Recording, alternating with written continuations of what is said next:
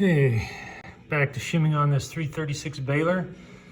You'll see that the pin's in right here. We'll put a piece of safety wire in that here in a little bit.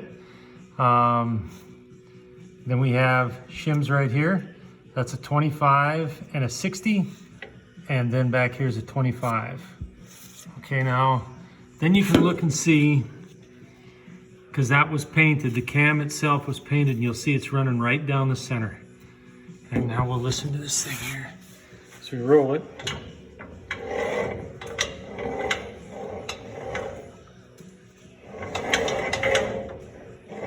And you'll see it's running beautiful right down the center of that. Right, get my finger in there, there we go, right there. Yep, and you want to make sure that the clearance between your cam follower arm here and the cam, that you do have clearance. And I don't know if we can get a mirror to show. Maybe. And you see you got plenty of clearance in there, and that's what you want.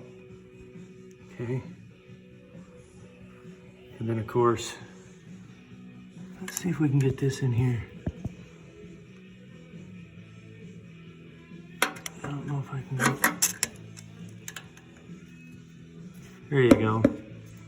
See, right in the top there, that's the end of the rivet and clearance on the cam, and you want plenty of clearance so that it doesn't rub in there. And that's the problem I had before.